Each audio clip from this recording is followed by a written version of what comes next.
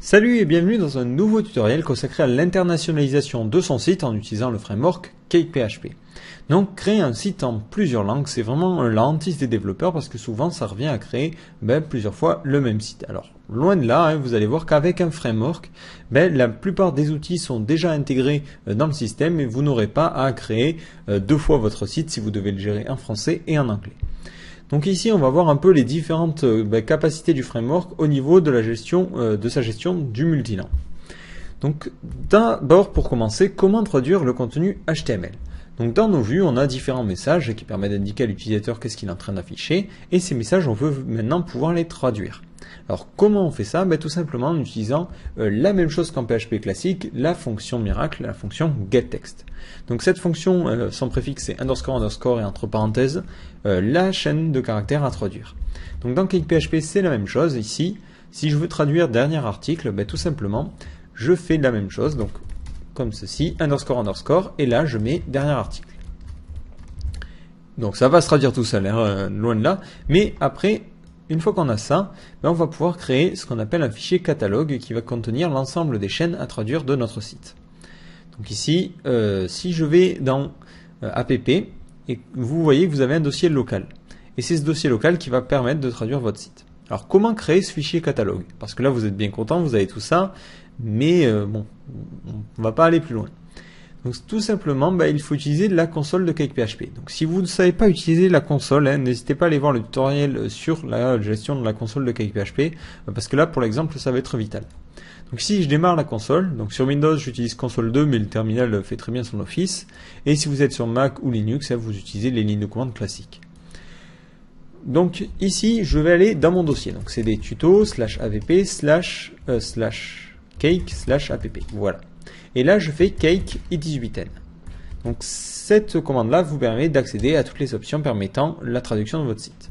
Donc moi je vais choisir la première option, extract POT file, voilà.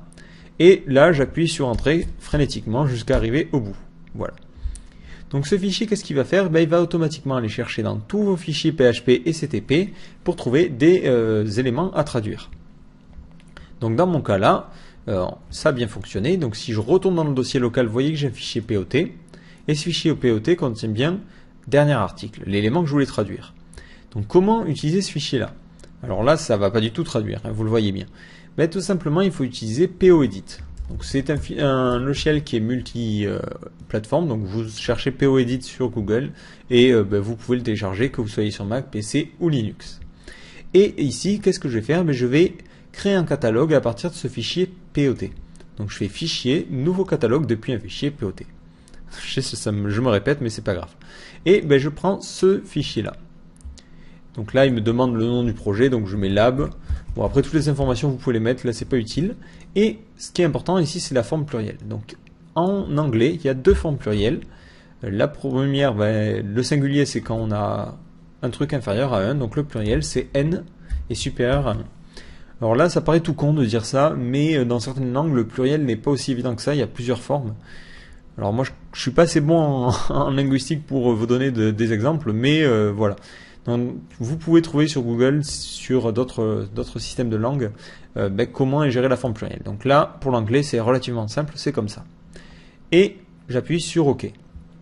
Donc automatiquement, il va me demander où sauvegarder le fichier PO. Donc le fichier PO, c'est celui qui va être utilisé par CakePHP pour la traduction. Donc ici, je le mets dans le dossier correspondant à ma locale. Donc ici, j'ai ENG pour English. Je peux faire un dossier FRE pour French et ainsi de suite. Donc sur CakePHP, c'est 3 lettres. Et c'est pas comme on est habitué par exemple sur WordPress du fr_fr ou en_us et compagnie. Donc ici, je vais dans ces messages et je sauvegarde ici default.po. Voilà. Donc là, je retrouve bien mon petit texte dernier article et je le traduis par last post. Et je sauvegarde. Donc automatiquement, ça va créer un fichier PO et MO ici. Donc normalement, c'est le fichier MO qui est utilisé, alors si je me souviens bien, par PHP. Donc peu importe, vous avez ces deux fichiers là. Donc maintenant vous êtes content, mais votre site n'est pas traduit pour autant. Tout simplement ici il faut lui dire la locale à utiliser.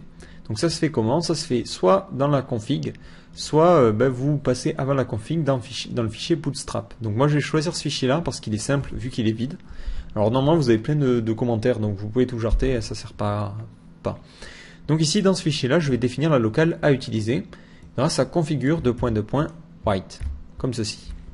Et sauf que je n'oublie pas de mettre du PHP autour. Voilà. Donc là je lui dis que le langage de l'application, ça sera du French. Mais si je veux le changer, je peux mettre ENG, English. Et donc automatiquement il ira chercher ce fichier vu qu'il se trouve dans le dossier correspondant à ma locale. Donc si vous actualisez, là vous voyez que j'ai last post. Alors cette fonction elle est un peu plus complexe, il y en a plusieurs d'ailleurs. Vous avez la fonction underscore que je viens de vous montrer, si je retrouve le fichier. Voilà. Vous avez la possibilité de mettre un second argument. Alors il est plutôt utile pour le cas où vous voulez utiliser la traduction dans une fonction. Donc par exemple ici, dans mon layout par défaut, j'ai un lien qui ramène vers l'accueil. Ce lien, je vais mettre underscore et entre parenthèses accueil. Sauf que là, si je fais ça, ça va tout de suite afficher. Et ça retournera true ou false, peu importe. Donc moi, je veux pas afficher, je veux que ça retourne la valeur traduite. Donc je mets un second paramètre à true. Voilà. Et là, automatiquement, accueil va être traduit Alors là, si j'actualise, évidemment, c'est pas traduit tout seul. Il faut que je mette à jour mon fichier PO. Donc ici, pour mettre un catalogue à jour, c'est relativement simple. Vous faites catalogue, mettre à jour depuis un fichier POT et vous reprenez votre fichier POT. Donc là, je vais le réextraire. Donc je vais refaire E, et là, je vais fusionner. Voilà. Et là, si je remets à jour, vous voyez qu'il détecte bien que j'ai accueil, qui est une nouvelle phrase. Et hop, je vais pouvoir le traduire en homme en anglais.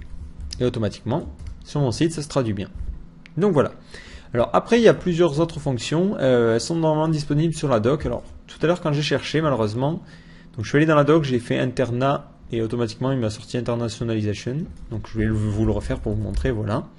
Vous cliquez sur le premier lien, le grand chapitre, et ici, le sous-chapitre. Donc voilà, il y a d'autres fonctions. Celle-là, par exemple, permet de gérer le pluriel. Mais malheureusement, quand j'ai essayé de cliquer dessus, j'ai une erreur 404. Alors en attendant que ça soit corrigé, vous pouvez aller sur getText ou sur php.net pour voir comment fonctionnent les autres fonctions. Donc elles fonctionnent à peu près similairement entre Cake et PHP. Voilà.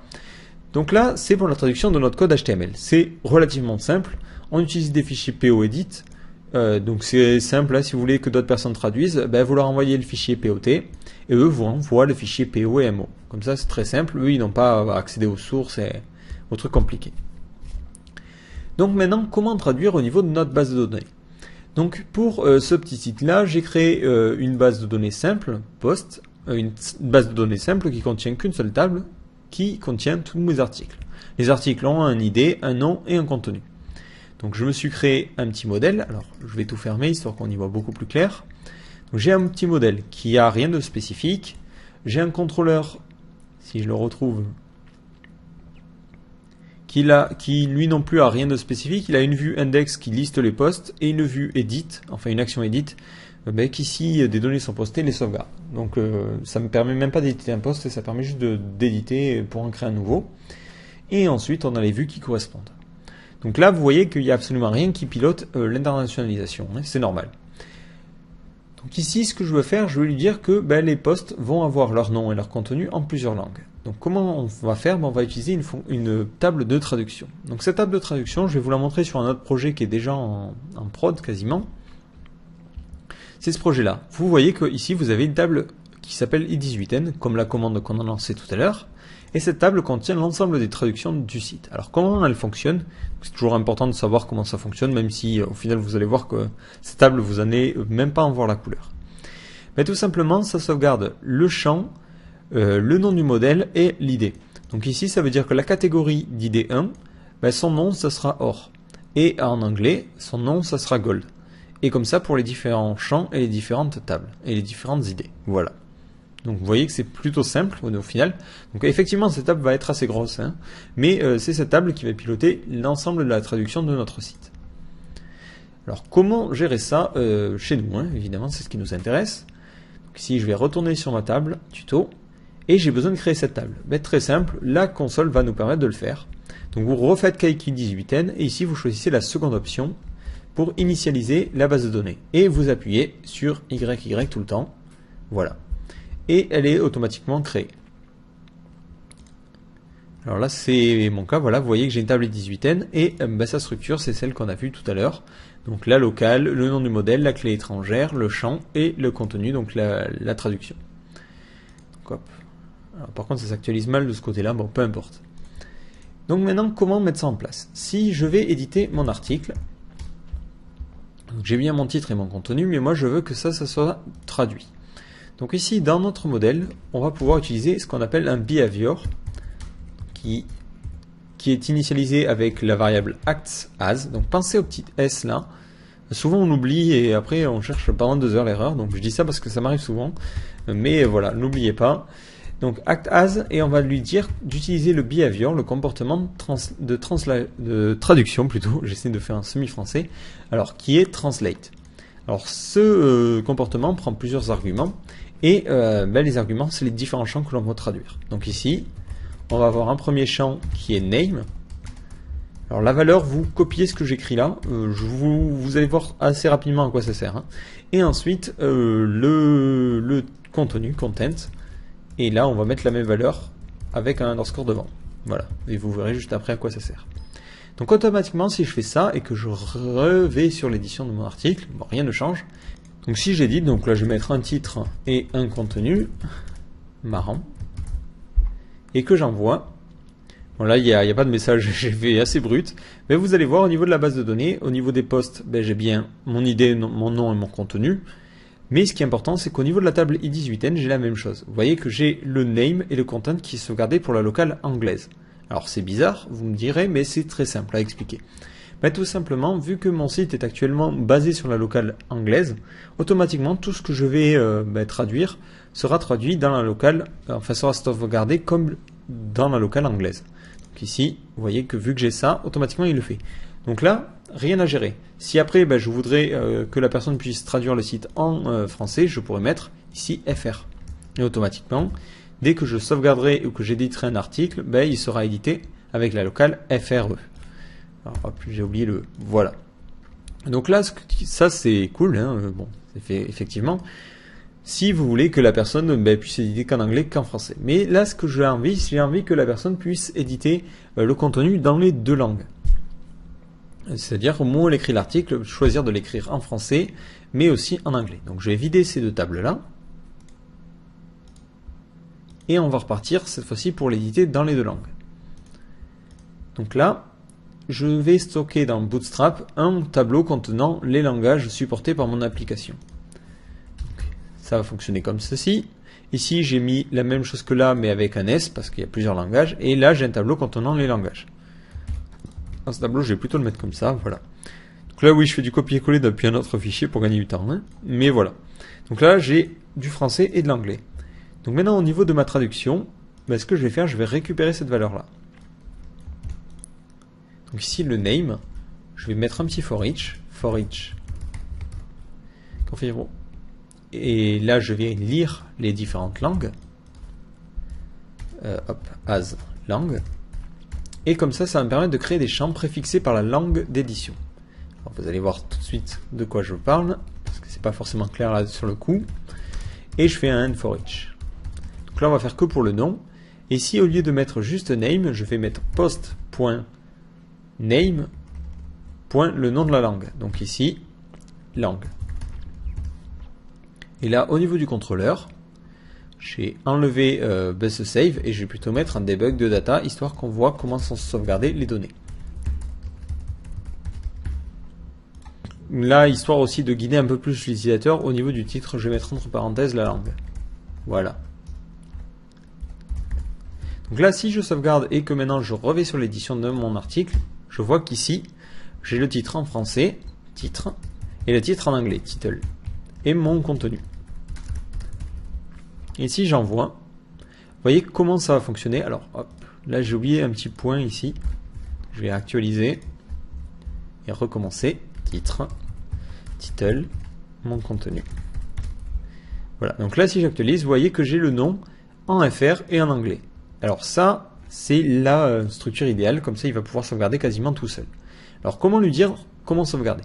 Parce que par défaut, le contrôleur, si vous faites un save, le modèle plutôt, mais il sauvegarde que dans la locale actuelle. Donc il sauvegardera le champ qu'il attend, donc ici il attendrait plutôt une valeur. Mais ce qu'on peut lui dire, c'est lui forcer les locales à sauvegarder. Donc si vous voulez par exemple que ça sauvegarde en anglais, vous faites vis-post-local et vous mettez ENG. Mais là, on veut lui faire sauvegarder les deux locales à la fois. Donc on lui fait passer un tableau contenant l'ensemble des locales à sauvegarder. Donc ici, dans Edit, on fait vis-post local et on lui fait passer le tableau qui contient l'ensemble des langues, et c'est ce tableau-là.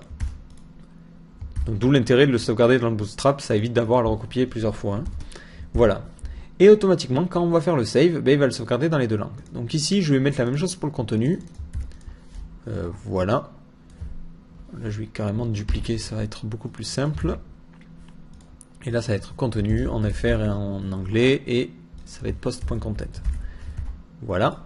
Donc je réédite, et maintenant je vais pouvoir sauvegarder à la fois mon titre, donc dans français et en anglais, mon contenu en français et my content en anglais. Et j'envoie. Donc là, si je retourne dans ma base de données, j'affiche les posts, donc j'aime bien mon premier post. Alors ces deux champs, vous en foutez, ils servent à rien au final. Et ici, dans la table 18N, vous voyez que j'ai bien mon titre dans les deux langues. Donc après, au niveau de la lecture, ben, c'est aussi simple. Ici, si je vais dans Accueil, alors je vais faire un petit lien vers Post, ou même pas, bon, je vais aller directement dans Post. Donc là, comment il fait? Tout simplement, il fait un find, et en plus, il lit les tables de traduction. Donc ici, si vous regardez, c'est ça qui nous intéresse vraiment. Ici, il trouve le nom et le titre dans la locale et m'indique la locale qu'il a utilisée.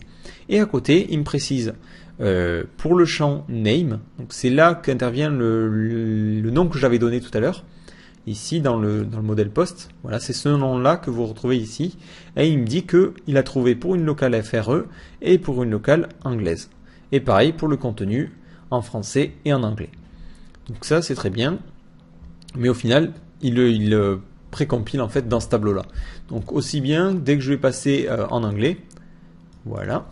Si maintenant je passe en anglais, bah, automatiquement, le name et le content va être automatiquement modifié pour correspondre. Alors pourquoi c'est utile d'avoir ce tableau-là? Tout simplement si maintenant je veux éditer un article. Ici dans le panneau d'édition, je vais faire en sorte qu'on puisse envoyer un ID. Et si cette ID n'est pas nulle, if $id est différente de nul, alors les données, ça sera ce que l'on lira de l'article. Donc vis-post-read. Mais ça a un inconvénient majeur, c'est que les données ne correspondent pas à ce qu'on attend. Je vais m'expliquer tout de suite. Le temps que je mette ça en place, voilà. Donc là, moi, je vais éditer le premier article. Donc je vais mettre /post /edit /1. Voilà. Et là, vous voyez que ça fait un peu n'importe quoi, mais parce que lui, il atteint un tableau qui correspond au tableau qu'on a vu tout à l'heure. Donc par exemple, le name qui contiendrait le name FR et le name anglais. Et si je fais un debug, vous allez voir que ça ne correspond pas du tout. Le tableau qu'il a, lui, ici, c'est pas ce qu'il arrange. Lui, ce qu'il attendrait, c'est un tableau. Ici, FR qui vaudrait titre et ENG qui vaudrait title. Donc ce que l'on va pouvoir faire, c'est utiliser la fonction. Donc là, ce que l'on va pouvoir faire, c'est utiliser l'app model pour créer une super fonction qui permet de récupérer les fichiers de traduction pour ce genre de formulaire. Donc là, c'est une petite technique que moi j'utilise. Je ne garantis pas que ce soit la technique ultime, mais en tout cas, elle fonctionne, donc c'est très bien. Donc je vais me créer un app model. Donc ici, app model. Donc c'est un fichier qui va être appelé par tous les modèles, qui va être utilisé par tous les modèles.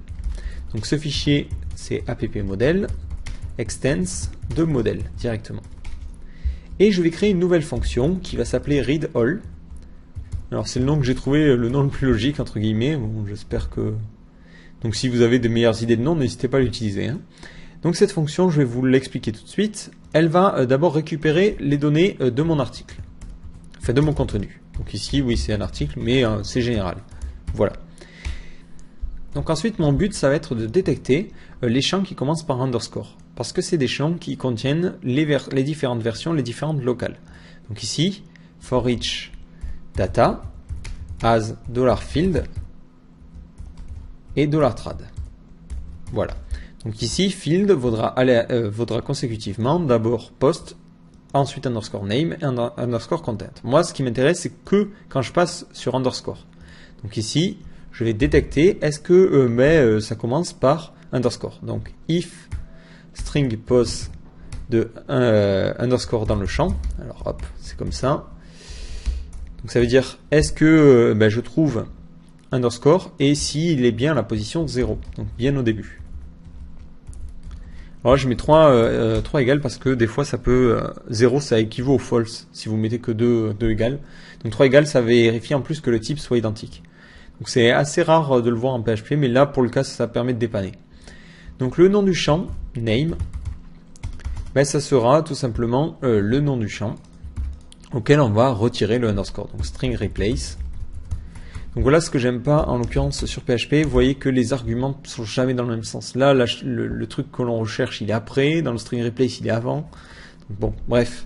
Ici, voilà. Comme ça, je me retrouve avec le nom du champ. Et ce nom de champ, je vais le réinjecter ici pour lui dire que pour la locale ici, FRE, la valeur sera titre. Donc là, je vais faire un replaçage dans le tableau. Donc $data this-name, donc c'est le nom du modèle. Donc ça me permet de revenir à cet endroit-là. Donc $data post. Alors j'essaie d'expliquer. Là clairement ça peut paraître un peu dur à suivre. Bon, au pire vous recopiez, hein, c'est pas grave. Et ici le nom du champ. Donc en bref, ça me fait arriver jusqu'ici. Là je me retrouve dans name pour ce premier cas. Mais ça va être un tableau. Et ce tableau, je vais le remplir des différentes langues. Donc pour les différentes langues, j'ai besoin de parcourir mon nouveau tableau, trad. Et là, je vais placer ma locale. Donc la locale, je la trouve grâce à cet index-là. Local, donc $v local.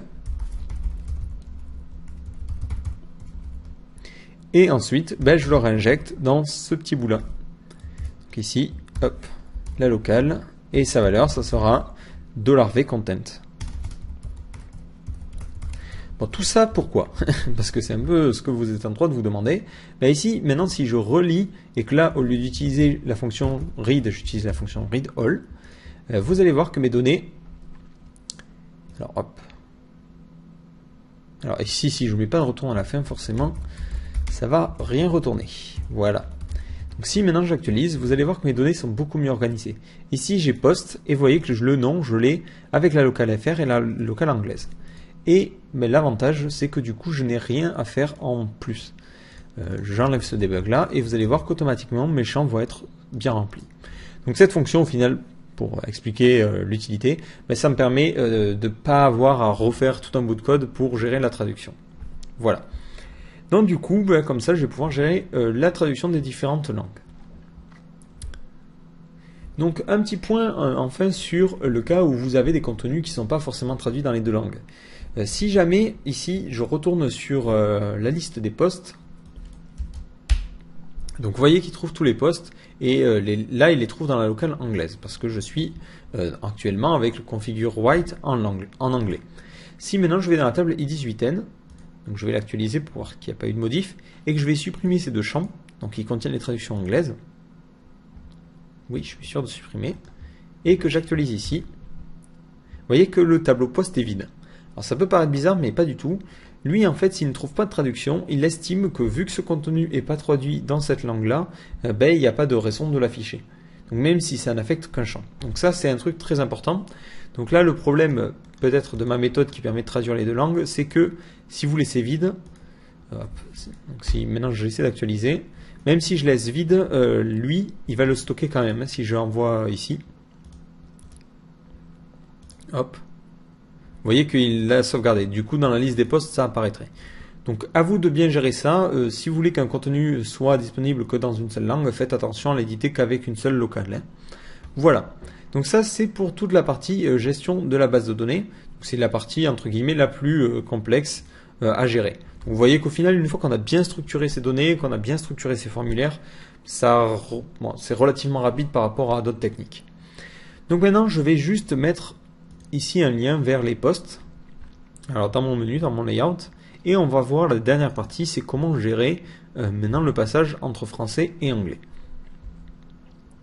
Donc ici, je vais revenir ici. Voilà, je vais mettre un lien vers les articles. Alors, je vais mettre blog plutôt. Voilà, comme ça, ce sera plus simple.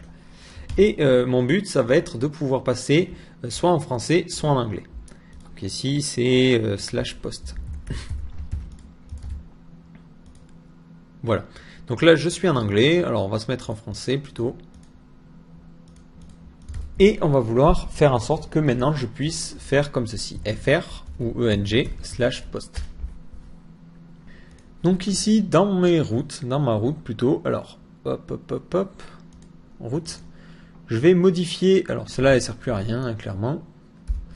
Et je vais créer une route qui permet de préfixer par un langage. Donc, routeur .connect.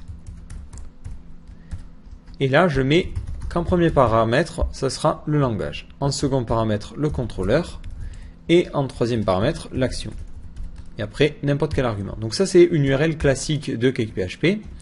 Et ici, on va lui dire de ne passer aucun des arguments. Donc ça, le array pass, je ne reviens pas dessus.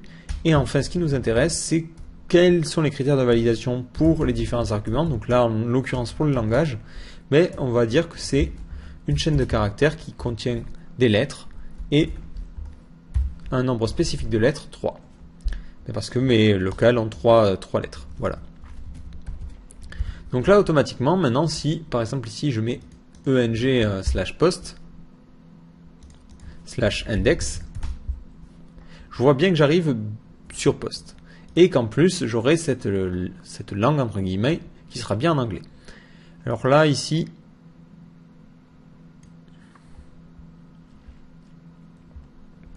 je vais mettre la même règle si on a que le contrôleur, parce que ça n'avait pas l'air de fonctionner. Voilà, on va réessayer, comme ça si je peux enlever index, ça serait pas mal. Voilà. Donc là maintenant, il faut que je détecte dans mon app controller si j'ai une langue qui est passée en argument. Donc ici, je vais créer l'app controller parce que j'en ai pas du tout. Hop, là, je plie tous les arbres histoire de bien m'y retrouver. Voilà.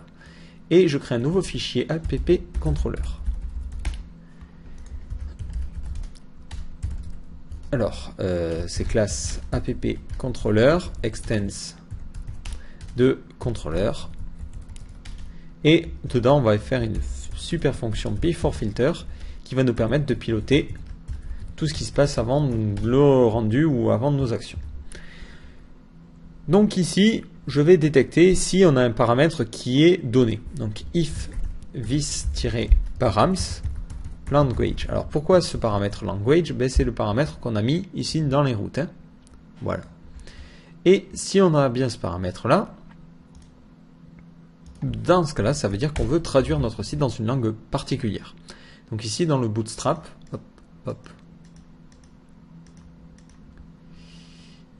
contrôleur, bootstrap.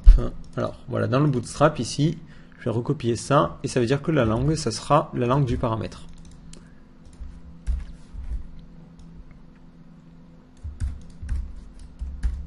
Voilà. Donc, si j'actualise, vous voyez que je suis passé en anglais. Donc au passage, je vais mettre des valeurs histoire qu'on s'y retrouve parce que sinon ça va pas être pratique.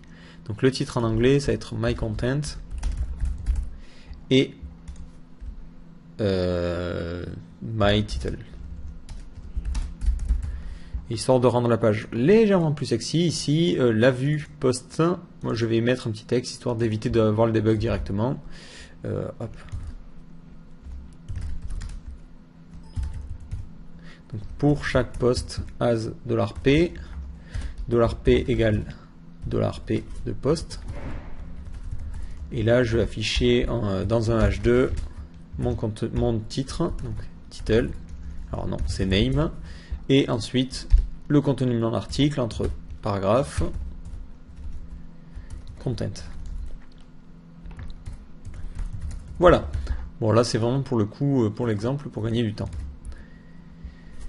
Donc le principe, c'est que là, cette URL reste. Si je reclique sur post, ou que là, par exemple, je veux afficher cet article en particulier, donc là, je vais faire un lien vers une page view. Alors, je vais la créer tout de suite, histoire de gagner du temps. Donc là, j'ai pas envie vraiment de revenir sur la création d'un site, mais bon, function view, qui prendra en paramètre un ID. vis-post-find, ouais, -id égale $id. Et après on fait un read, on va gagner plus de temps. Post read. Et ça on le stocke dans post. Et ensuite on le fait passer à la vue. Voilà. Donc ça nous oblige à créer une vue.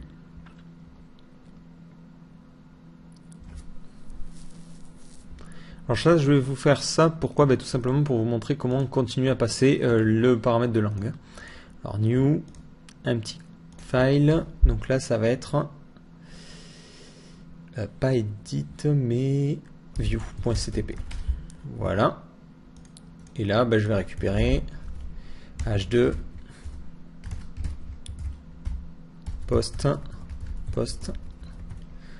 name et pareil je vais afficher le contenu, donc content.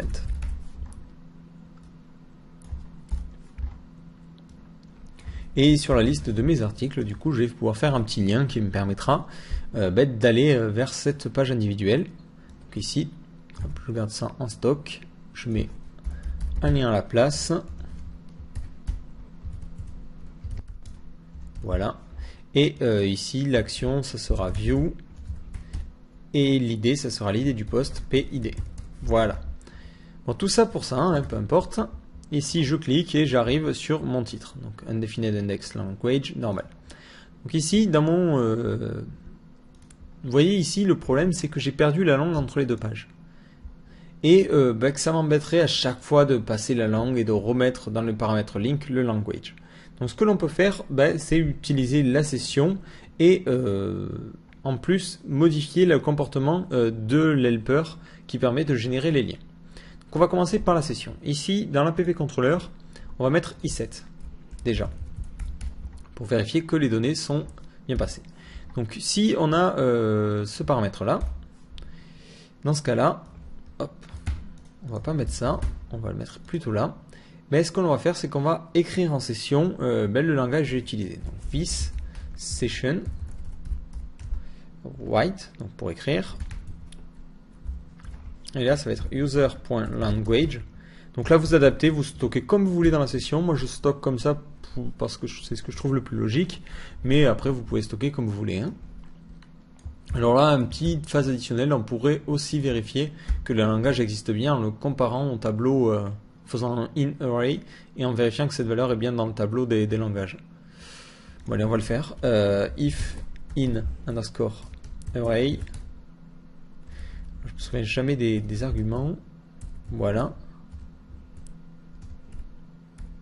Voilà, donc le premier c'est le langage, comme ça. Et est-ce qu'il se trouve dans la liste des langages grâce à cette fonction-là. Languages. Donc là, essayez de ne pas vous y mélanger avec les parenthèses, comme je suis en train de faire, ça peut être gênant. Voilà, donc là, si le langage est bien contenu, dans ce cas-là, on va sauvegarder le langage de l'utilisateur. Sinon, ce que l'on va faire tout au début, hop, on va faire en sorte que dans la session, on stocke le langage par défaut. Donc le langage par défaut, c'est celui qui est défini dans le fichier Bootstrap, donc comme ceci. Sauf que là, il n'y a pas d'S. Voilà. Donc là, on arrive dans le before filter. On met dans la session que le langage à utiliser, c'est le langage de celui qui est dans le Bootstrap. Mais si on a un langage qui est défini par l'URL et que ce langage est bien un langage conforme, dans ce cas-là, on réécrit dans la session le nouveau langage de l'utilisateur. Et c'est tout. Et ensuite, après, on écrit dans config.langage le langage de la session, comme ceci. User.language et c'est un read. Et on n'oublie pas de fermer la parenthèse. Voilà, donc ça, c'est pour continuer à passer en fait le langage au fur et à mesure. Donc maintenant, ce qu'il faut faire, c'est continuer à passer l'argument au fur et à mesure, pour que quand je clique sur blog ou que quand je clique sur mon titre, j'ai l'argument de la langue qui continue à passer. Alors comment faire? Il va falloir modifier le comportement de l'helper link et de tous les helpers liés au lien. Heureusement, c'est très simple à faire. Ici, vous allez dans les vues, vous avez un dossier pour les helpers et on va créer un app helper.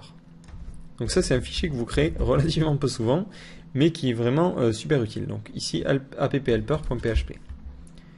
Donc ce fichier est très simple, il fonctionne un peu comme tous les autres. Vous faites encore une fois classe apphelper, helper, extends de helper. Et ici, on va détecter, on va modifier la fonction URL. Donc function URL. Donc ça, c'est une fonction très importante, il faut faire gaffe quand on la modifie d'ailleurs, celle qui permet de gérer les URL. Donc elle prend deux arguments.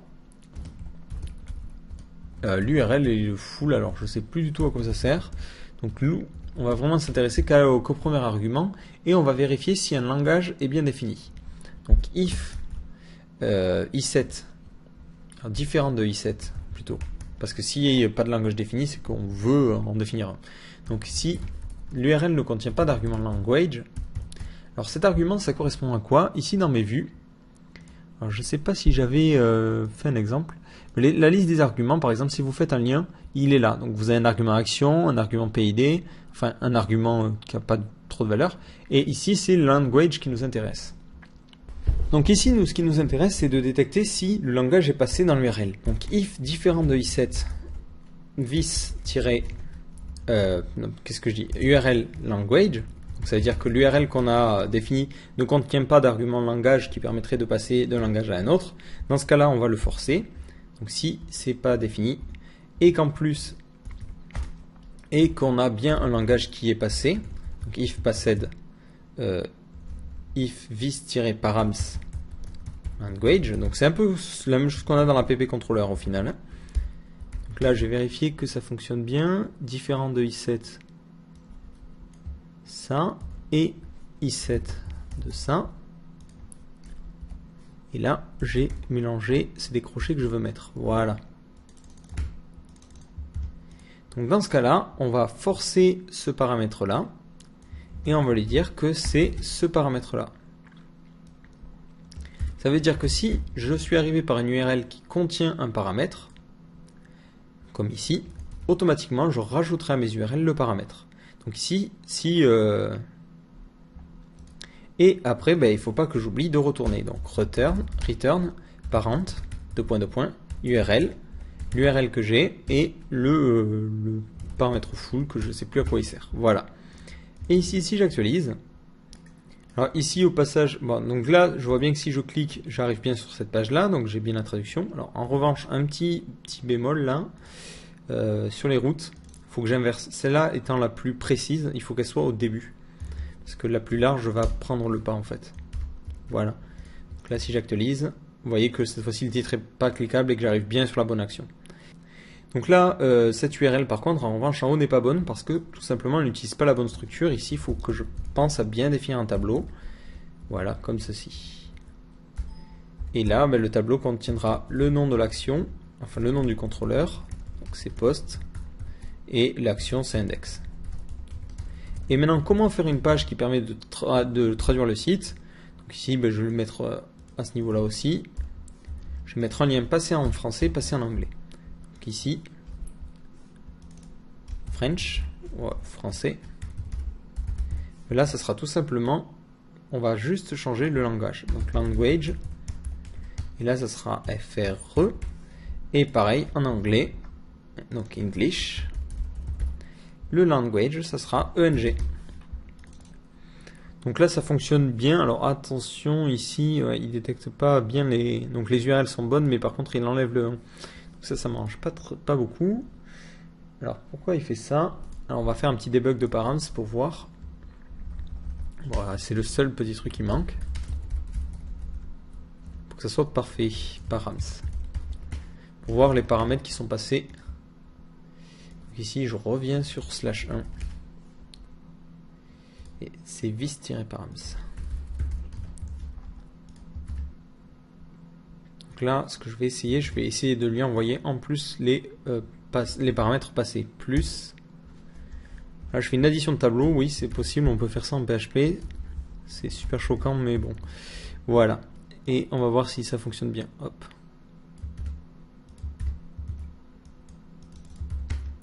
Donc là, c'est vraiment des URL un peu spéciales parce qu'elles nous permettent de passer voilà, d'un contenu français à un contenu anglais sans changer de page. Donc voilà, là vous voyez que ça fonctionne très très bien, donc j'ai l'accueil. Alors un petit point au passage sur...